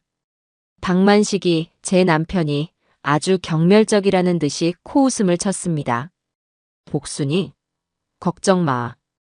걘 아무것도 몰라. 평생 살림만 해서 돈이 무서운 줄도 모르고 세상 물정도 모르는 무식한 년이야. 내가 하자는 대로 다 해, 걘. 저는 숨을 쉴 수가 없었습니다. 제 50년 세월이 저 인간의 입에서 무식한 년이라는 말로 정리되고 있었습니다. 내가 지금 집 팔려고 내놨어. 미니가 하고 숨을 삼켰습니다. 뭐? 진짜? 그럼. 부동산에 아는 놈 통해서 금매로 싸게 내놨지. 아마 다음 주면 계약금 들어올 거야. 그럼 그 돈으로. 당연하지. 박만식이, 제 남편 박만식이 환하게 웃으며 말했습니다. 그거 팔리면 당신 이름으로 강남에 제일 좋은 아파트 사주고 남은 돈으로 우리 둘이 캐나다로 이민 가는 거야. 거기 가서 당신이랑 나랑 둘이서만 행복하게 살자. 응. 정말이죠? 박 회장님 약속한 거다. 그럼 그 늙은이는 그냥 딸 미니네 집에 얹혀 살라고 하면 돼. 우리 사업이 망했다. 집이 넘어갔다고 울고불고 쇼 한 판 하면 걘 내 말 한마디면 다 믿어. 멍청해서. 저는 더 이상 아무것도 들리지 않았습니다. 제 50년의 헌신, 제 청춘, 제 모든 것이 저 2년 놈의 캐나다행 비행기 값으로 계산되고 있었습니다. 저를 평생 멍청한 아내로만 취급해온 저 인간을 저는 절대로 용서할 수 없었습니다. 엄마, 괜찮아? 미니가 울먹이며 제 어깨를 흔들었습니다. 저는 눈을 감았다 떴습니다. 미니야. 응. 저거 녹화 다 됐니? 다 됐어. 지금 파일 저장했어. 좋다. 저는 노트북을 덮었습니다. 이제 증거는 차고 넘쳤습니다. 가자. 어딜? 집에 가야지. 내 아버지 얼굴 보러. 저렇게 나를 멍청하다고 굳게 믿고 있는 내 남편 얼굴 보러 가야겠다. 다음 날 월요일 아침, 저는 평소보다 더 정성스럽게 아침상을 차렸습니다. 박만식은 어제 골프를 치고 그년과 뒹굴다 늦게 들어왔는지 피곤한 얼굴로 식탁에 앉더군요. 웬일로 진수성찬이네. 네. 곧 당신이 아주 먼 데로 떠날 것 같아서요. 뭐? 뭔데? 캐나다? 그 인간이 캐나다라는 말에 화들짝 놀라 저를 쳐다봤습니다. 캐나다는 무슨? 미니네 집에 김치 담가주러 가려고요. 아, 그런가. 하. 영감은 멋쩍게 웃으며 제 눈치를 살폈습니다. 저는 미니와 함께 집을 나섰습니다. 김필승 변호사를 만나는 날이었습니다. 미니의 노트북 안에는 어젯밤에 녹화된 지옥도가 고스란히 담겨 있었죠. 다시 마주한 김 변호사는 주말 사이에 더 날카로워진 듯 했습니다. 그래서 증거는 확보하셨습니까? 네. 미니가 말없이 노트북을 열어 영상을 재생했습니다. 김 변호사는 무표정한 얼굴로 화면을 응시했습니다. 제 살림살이가 가득한 1504호. 소파에서 뒹구는 2년 놈. 그리고 까나리 액젓 샐러드와 땡초 크림에 당하는 오정심의 추태까지. 김 변호사의 입꼬리가 미세하게 올라가는 것을 저는 놓치지 않았습니다. 어머님 아주 창의적인 복수를 하셨네요. 그리고 마지막 하이라이트. 집 팔려고 내놨어. 캐나다로 이민 가는 거야. 걘 멍청해서 내 말 한마디면 다 믿어. 박만식의 목소리가 사무실에 울려 퍼지자 김 변호사는 정지 버튼을 눌렀습니다. 그는 안경을 벗어 닦더니 저를 바라보며 아주 천천히 그리고 정중하게 말했습니다. 어머님, 이기셨습니다. 그 한마디에 저는 참았던 숨을 몰아쉬었습니다. 두 분이 정말 대단한 걸 해내셨네요. 이 정도 증거라면 박만식 씨는 속옷 한 장 못 건지고 쫓겨나게 될 겁니다. 이건 단순한 불륜이 아닙니다. 어머님을 기망하여 재산을 편취하고 그 재산으로 상간녀와 도피할 계획을 세운 악질적인 사기입니다. 박만식 씨는 민사, 형사 모두 빠져나갈 구멍이 없습니다. 김 변호사는 그 자리에서 바로 행동 계획을 브리핑했습니다. 첫째, 지금 당장 박만식 씨의 모든 은행 계좌, 오정심의 모든 은행 계좌, 그리고 1504호 오피스텔에 대해 가압류 및 가처분 신청을 넣겠습니다. 단 한 푼도 못 빼돌리게 막는 겁니다. 네. 그렇게 해주세요. 둘째, 박만식 씨를 상대로 이혼 소송 및 재산 분할 청구 소송을 제기합니다. 유책 배우자이므로 어머님께서 9대1, 아니 10대 0으로 승소하실 겁니다. 셋째, 오정심을 상대로는 상간녀 위자료 청구 소송을 제기합니다. 이 정도 증거라면 법정 최고액을 받아낼 수 있습니다. 넷째, 이게 가장 중요합니다.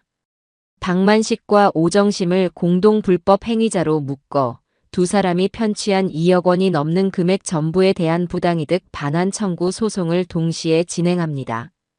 또한 어머님 도장을 도용한 것에 대해 박만식 씨를 사문서 위조로 형사 고소하고 오정심은 작물 취득 혐의로 함께 고소하겠습니다. 듣기만 해도 속이 시원해지는 말이었습니다. 변호사님, 지금 당장 진행해 주세요. 미니가 흥분해서 말했습니다. 하지만 저는 조용히 손을 들었습니다. 어머님, 왜 만족하지 못하십니까? 김 변호사가 의아한 듯 물었습니다. 변호사님. 네, 어머님. 저 인간 그냥 법으로만 서류 몇 장으로 끝내고 싶지 않아요. 무슨 말씀이신지. 제 50년입니다. 제 청춘이고 제 인생이었어요. 저것들은 제 딸 앞에서 저를 무식한 년이라고 불렀습니다. 제 어머니 유품 위에서 뒹굴었어요. 저 이번 주 일요일이 무슨 날인지 아십니까? 일요일이요?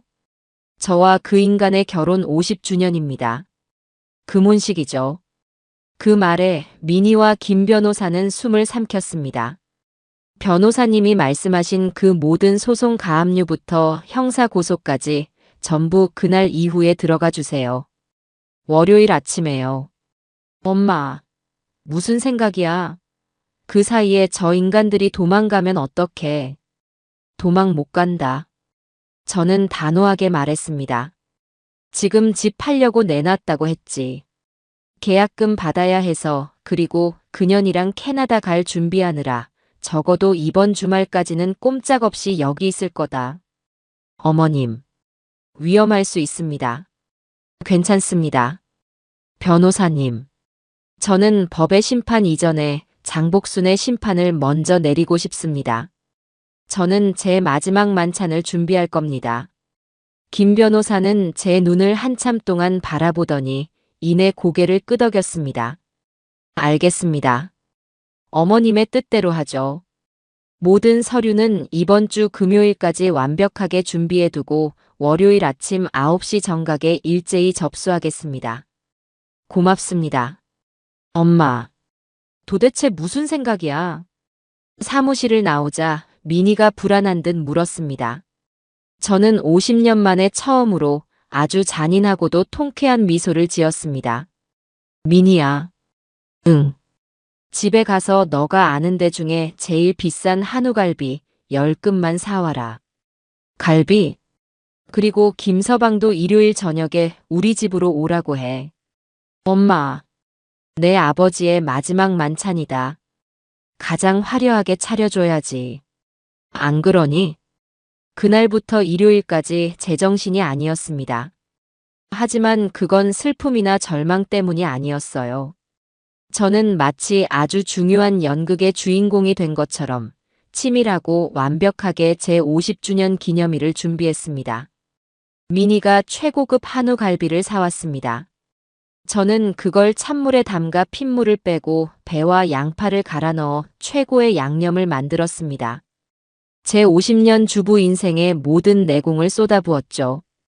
그뿐만이 아니었습니다. 잡채를 볶고 삼색나물을 무치고 갖가지 전을 부쳤습니다. 박만식이 평소에 돈 아깝다고 못 먹게 했던 비싼 대하도 사다가 쪘습니다. 박만식은 제가 며칠 동안 주방에서 나오지 않는 것을 보고는 의아해하면서도 아주 만족스러운 표정이었습니다.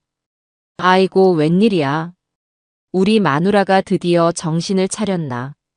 금혼식이라고 상다리 부러지게 차리네. 저는 속으로 내 마지막 만찬이다. 이놈아라고 되뇌며 겉으로는 인자하게 웃어주었습니다. 그럼요. 50주년인데 딱 한 번뿐이잖아요. 그리고 결전의 날 이틀 전 목요일 저녁이었습니다. 저는 진수성찬을 차리느라 피곤한 척 소파에 앉아 다리를 주무르며 박만식에게 넌지시 말을 건넸습니다. 여보. 응. 왜? 영감은 여전히 텔레비전에 눈을 고정한 채였습니다. 이번 주 일요일 우리 금혼식이잖아요. 알지. 민희네도 온다고 했고. 그래서 말인데 당신 나한테 맨날 평생 살림만 해서 무식하다고 구박했잖아요. 내가 언제 그랬다고. 박만식이 어제 그 영상 속에서 했던 말을 기억하는지 움찔하며 제 눈치를 살폈습니다. 아니에요, 괜찮아요. 다 맞는 말인데 뭐. 저는 아주 처연한 표정을 지었습니다. 그래서 말인데 그날 당신 귀한 분도 좀 모시고 오면 안 될까요? 귀한 분? 누구? 그 미니한테 얘기 들었어요. 당신 부동산 일 봐주시는 아주 유능한 분 있다면서요. 당신을 회장님 소리하며 그렇게 깍듯하게 모신다던데. 박만식의 눈이 텔레비전을 떠나 제게로 향했습니다. 그 눈에는 의심과 탐욕이 동시에 서려 있었습니다. 오정심 씨 말인가? 어머, 이름이 오정심 씨구나. 네.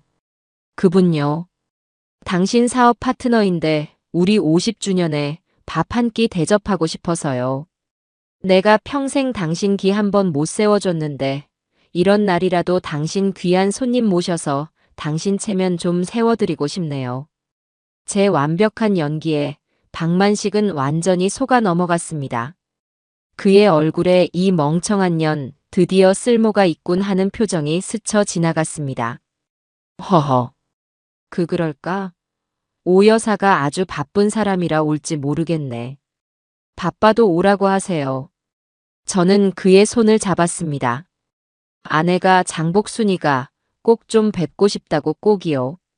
박만식은 제 손을 뿌리치지도 그렇다고 잡아주지도 않았습니다. 그저 아주 만족스러운 웃음을 지었죠. 알았어. 내가 한번 말은 해보지. 우리 마누라가 당신한테 아주 깍듯하게 대접하고 싶다더라고. 그는 그 자리에서 제 앞에서 보란듯이 오정심에게 전화를 걸었습니다. 오 여사? 나야. 다름이 아니라 이번 주 일요일. 시간 좀 내줄 수 있어? 아니, 우리 집사람이 우리 결혼 50주년이라고 식사 대접을 꼭 하고 싶다네. 오 여사한테도 꼭 좀 와달라고 아내가 직접 초대한 거라고. 아니야. 우리 집사람 아무것도 몰라. 그냥 당신한테 잘 보이고 싶어서 그래. 당신이 내 재산 관리해주는 귀한 분이니까.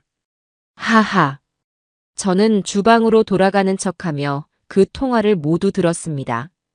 오정심은 처음에는 경계하는 듯 했지만 아무것도 모르는 멍청한 아내가 재산관리인에게 잘 보이려고 부른다는 말에 기꺼이 오겠다고 한 모양입니다.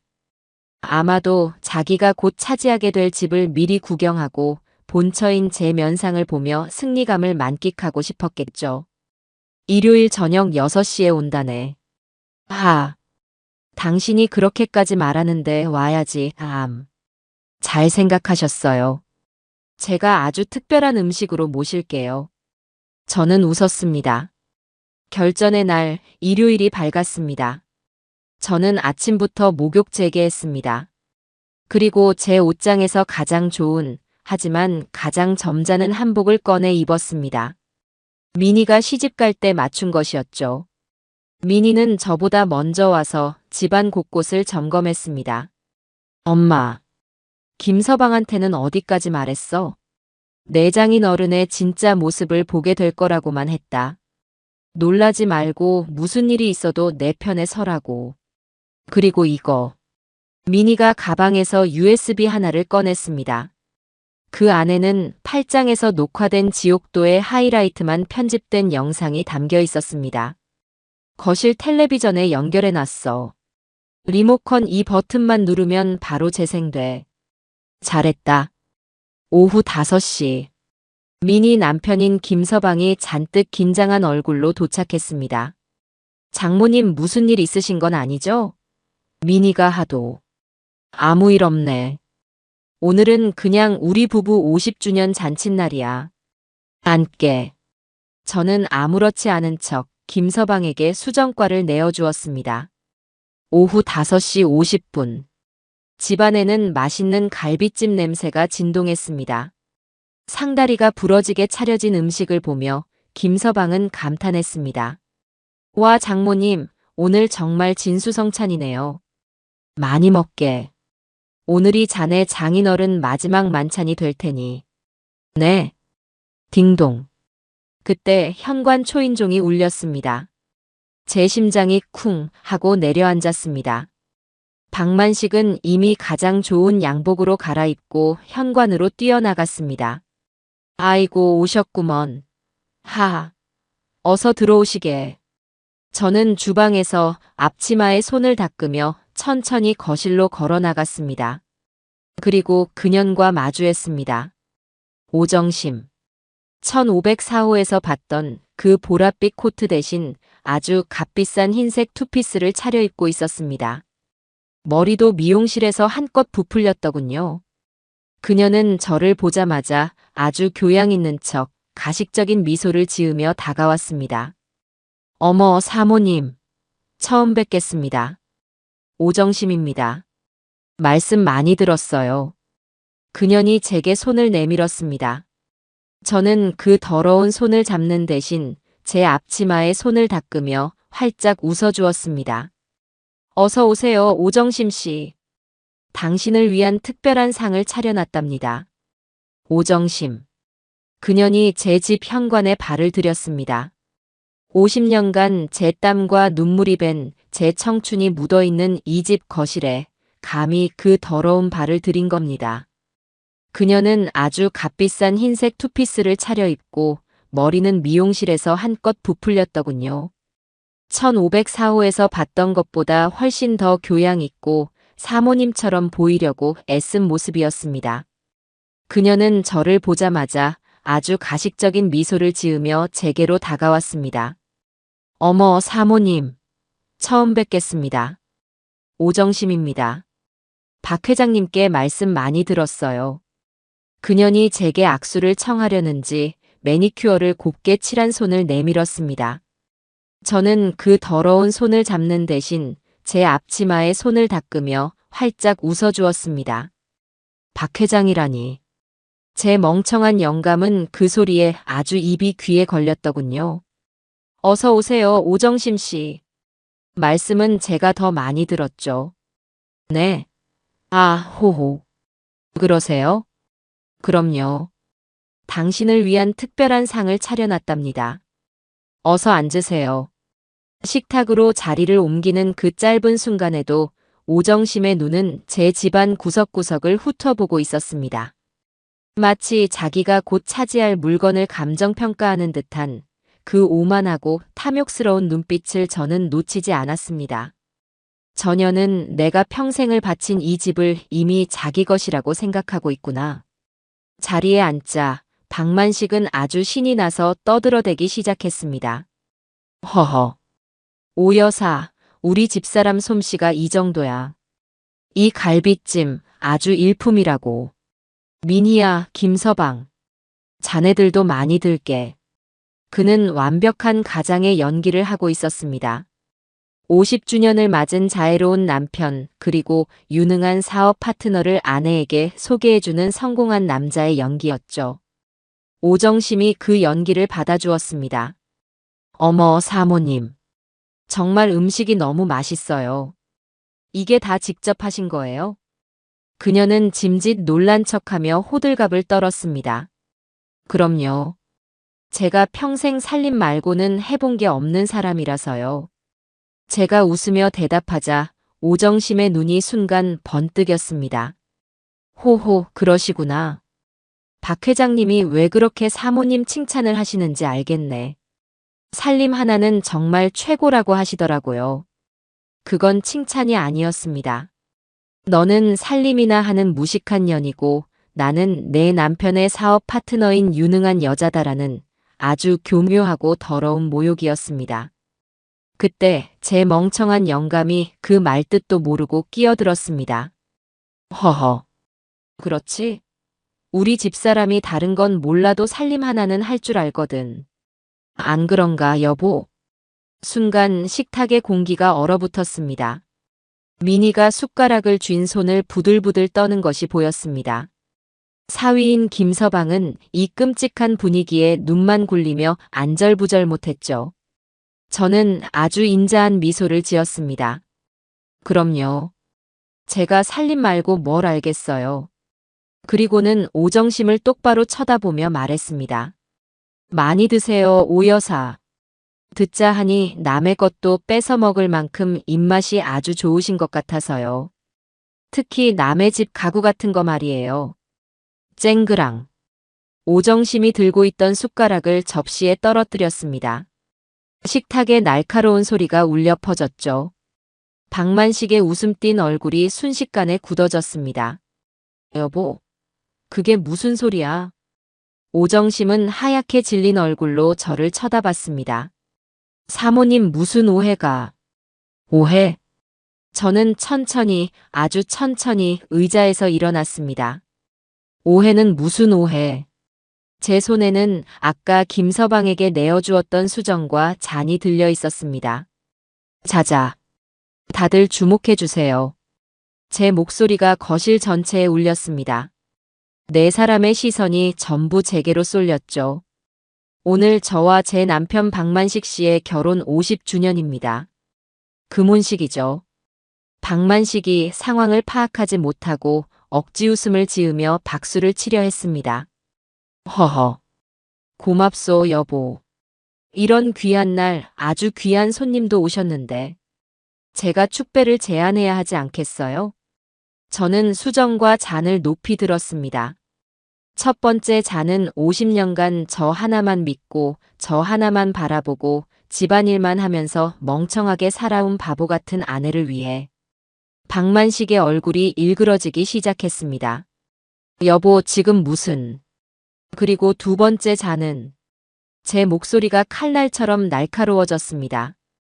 그런 아내를 무식한 년이라 부르며 그 아내의 피 같은 쌈짓돈과 이 집을 담보로 한 대출금까지 싹 다 훔쳐서 새 출발을 준비 중이신 제 위대한 남편 박만식 씨를 위해. 뭐야. 이 할망구가 지금 미쳤나? 박만식이 자리에서 벌떡 일어났습니다. 그리고 마지막 세 번째 잔은. 저는 얼어붙은 오정심에게로 고개를 돌렸습니다.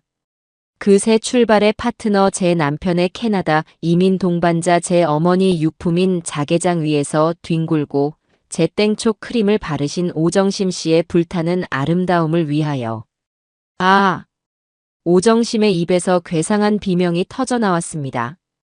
땡초 크림이라는 말에 모든 것을 깨달은 겁니다. 뭐야? 넌 그걸 어떻게. 박만식이 저에게 달려들려던 그 순간. 앉아요, 영감. 제 목소리는 얼음보다 차가웠습니다. 당신 50주년 선물 아직 안 끝났어. 저는 식탁 끝에 앉은 미니를 바라봤습니다. 미니야. 네, 엄마. 미니가 일어서서 거실장 위에 있던 리모컨을 집어들었습니다. 뭐 하는 짓이야? 당장 그거 내려놓지 못해. 박만식이 미니에게 달려들려 했습니다. 하지만 그 순간 조용히 앉아있던 제 사위 김서방이 벌떡 일어나 박만식의 앞을 가로막았습니다. 장인어른, 앉으시죠. 뭐 김서방, 자네까지 왜 이래. 비켜. 앉으시라고 했습니다. 김서방은 제 사위는 제 편이었습니다. 미니가 망설임 없이 리모컨의 재생 버튼을 눌렀습니다. 거실에 대형 텔레비전 화면이 켜졌습니다. 그리고 그토록 익숙했던 1504호의 침실 풍경이 나타났습니다. 제 어머니의 자개장이 선명하게 보였죠. 화면 속에서 박만식과 오정심이 서로 부둥켜 안고 입을 맞추는 장면이 나왔습니다. 아, 김서방이 제 사위가 충격으로 입을 다물지 못했습니다. 꺼. 당장 꺼. 저거 꺼. 박만식이 미친 사람처럼 발악했지만 김서방에게 막혀 꼼짝도 못했습니다. 텔레비전에서는 두 년놈의 추악한 대화가 생생하게 흘러나왔습니다. 조금만 기다려, 정심씨. 뭘 기다려요. 그 늙은이 사모님인지 뭔지 그 할망구랑 언제 정리할 건데요. 복순이? 걱정 마. 걘 멍청해서 내 말 한마디면 다 믿어. 박만식의 얼굴이 잿빛으로 변해갔습니다. 집 팔려고 내놨어. 캐나다로 이민 가는 거야. 걘 그냥 딸 민희네 집에 얹혀 살라고 하면 돼. 아, 오정심이 귀를 찢는 듯한 비명을 질렀습니다. 그리고는 짐승처럼 네 발로 기어 현관으로 도망치기 시작했습니다. 아니야, 아니야, 저거 아니야. 뭐가 아니야, 이년아. 민희가 울부짖으며 그년의 머리채를 잡으려 했지만 저는 민희를 막았습니다. 보내줘라, 민희야. 더러운 거 만지지 마. 오정심은 신발도 제대로 신지 못한 채 제 집에서 비틀거리며 뛰쳐나갔습니다. 거실에는 지옥 같은 정적만이 흘렀습니다. 텔레비전은 꺼졌습니다. 박만식은 마치 영혼이라도 빠져나간 사람처럼 김서방의 손에 붙들린 채 그 자리에 주저앉아 있었습니다. 그는 떨고 있었습니다. 저는 천천히 그 인간의 앞으로 걸어갔습니다. 그리고 50년 만에 처음으로 제 손바닥에 온 힘을 실어 그 인간의 뺨을 내리쳤습니다. 짝! 살과 뼈가 부딪히는 아주 끔찍한 소리가 났습니다. 이건 내 50년 값이다. 박만식의 고개가 반대로 돌아갔습니다. 저는 반대쪽 뺨을 다시 한번 내리쳤습니다. 짝! 이건 내 어머니 유품 값이다.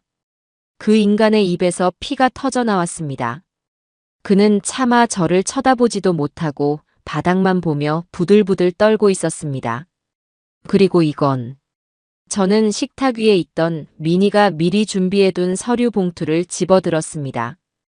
그리고 그 내용물을 박만식의 얼굴에 뿌렸습니다. 하얀 종이들이 그의 피 묻은 얼굴 위로 흩날렸습니다. 네가 멍청한 년이라고 불렀던 내 이혼 소송장이다.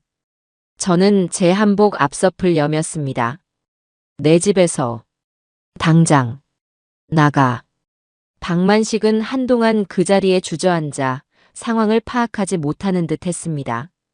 복순아, 내가 잘못했다 한 번만. 그가 기어들어가는 목소리로 빌기 시작했습니다. 저는 대답할 가치도 없다는 듯 민희에게 고갯짓을 했습니다. 민희는 이미 수화기를 들고 있었습니다. 네. 112죠. 여기 저희 엄마 집인데요. 웬 남자가 행패를 부리고 안 나갑니다. 네, 저희 아버지인데 지금 엄마한테 접근 금지 명령이 내려진 상태거든요. 네, 빨리 좀 와주세요. 접근 금지 명령. 그 말에 박만식의 눈이 공포로 커졌습니다. 뭐? 접근 금지. 그래. 제가 차갑게 말했습니다. 변호사가 어제부로 신청해놨다. 넌 이제 이 집 현관문 100m 안으로 접근도 못하는 인간이야. 법적으로. 10분도 채 되지 않아 경찰 2명이 도착했습니다. 저는 경찰에게 김 변호사가 발급받은 임시 접근 금지 명령서 사본을 보여주었습니다. 박만식은 내 집이야. 여긴 내 집이라고. 라며 마지막 발악을 했지만 경찰은 냉정했습니다. 박만식 씨, 이 서류 보이시죠? 지금 당장 이 집에서 나가셔야 합니다. 안 그러면 현행범으로 체포됩니다. 아니, 이게 무슨... 복순아. 민희야. 그 인간은 결국 50년을 살아온 제 집에서 경찰의 손에 붙들려 잠옷 바람으로 쫓겨났습니다. 쿵. 현관문이 닫히는 소리가 제 50년 결혼 생활의 마지막 소리였습니다. 그날 밤 김서방은 충격에 빠진 민희를 데리고 돌아갔습니다. 저는 텅 빈 거실, 난장판이 된 식탁 앞에 홀로 앉았습니다. 이상하게도 눈물이 나지 않았습니다. 그저 아주 긴 꿈에서 깨어난 것처럼 멍했습니다. 그리고 다음 날 월요일 아침 9시. 김필승 변호사의 진짜 전쟁이 시작되었습니다. 김 변호사는 약속대로 월요일 아침이 되자마자 모든 법적 절차를 일제히 진행했습니다. 박만식의 모든 은행 계좌, 오정심의 모든 은행 계좌, 그리고 1504호 오피스텔에 대해 가압류 및 가처분이 번개처럼 들어갔습니다. 박만식은 아마 쫓겨난 그날 밤 오정심의 오피스텔로 기어들어갔겠죠. 하지만 다음 날 아침 두 년놈은 자신들의 통장에 단돈 100원도 뺄 수 없는 깡통이 되었다는 것을 알게 되었을 겁니다. 동시에 이혼 소송, 재산 분할 청구, 상간녀 위자료 청구, 부당이득 반환 청구, 그리고 사문서 위조 및 절도 혐의의 형사 고소장까지 대한민국 법원이 받아볼 수 있는 거의 모든 종류의 소장이 박만식과 오정심의 이름으로 접수되었습니다. 법적 싸움은 싸움이라고 부를 수도 없었습니다. 그것은 일방적인 심판이었습니다. 첫 재판날 김 변호사는 법정의 대형 스크린에 그 동영상을 틀었습니다. 판사는 물론이고 방청석에 있던 모든 사람이 경악을 금치 못했죠. 박만식의 변호사는 사생활 침해라고 항변했지만 김 변호사는 피고의 사기 행각과 재산 은닉 계획을 입증하는 핵심 증거라고 맞받아쳤습니다. 판결은 싱거울 정도로 빨랐습니다. 첫째, 저와 박만식의 이혼은 유책 배우자인 박만식의 100% 잘못으로 성립되었습니다. 둘째, 재산 분할. 이 집은 제 특유 재산임이 인정되어 박만식은 단 한 평의 지분도 요구할 수 없었습니다. 그 외에 공동재산 역시 박만식의 유책 사유로 인해 제가 그 인간이 이를 가져가는 것으로 판결났습니다. 셋째, 박만식이 제 개인 통장에서 훔쳐간 5천만 원, 그리고 집을 담보로 대출받아 오정심에게 넘긴 1억 5천만 원은 전액 부당이득으로 인정되어 박만식과 오정심 두 사람이 연대하여 제게 반환하라는 판결이 내려졌습니다. 넷째, 오정심에 대한 상간녀 위자료는 법정 최고액인 5천만 원이 인정되었습니다. 다섯째, 형사재판. 박만식은 사문서 위조 혐의로 징역 6개월에 집행유예 2년을 선고받았습니다. 늙은 나이에 감옥에 가지 않은 것을 다행으로 여겨야 했죠. 두 년놈은 말 그대로 알거지가 되었습니다.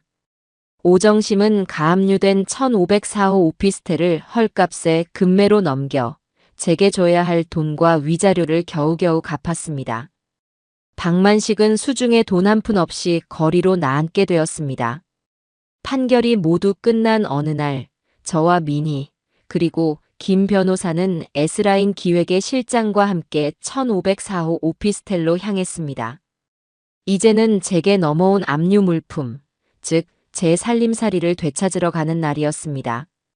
문을 열자 이미 짐이 다 빠져나간 텅 빈 방에 제 자개장과 안마의자, 찻잔 세트가 먼지를 뒤집어 쓴 채 덩그러니 놓여 있었습니다. 오정심은 없었습니다. 이미 모든 것을 포기하고 도망친 뒤였죠. 엄마 이제 이거 다시 집으로 가져가. 민희가 물었습니다. 저는 자개장으로 다가갔습니다. 제 어머니의 손때가 묻은 제 50년의 흔적이 담긴 가구였습니다. 하지만 이제는 저 더러운 년놈들의 욕정이 묻어버렸습니다. 아니, 저는 고개를 저었습니다. 이거 불태워버려라. 엄마, 내 어머니 유품 저런 더러운 것들이 만진 채로 다시 드리고 싶지 않다. 안마의자고 찻잔이고 싹 다 버려. 폐기 처분해. 저는 그 방에서 제 과거와 함께 모든 것을 버렸습니다.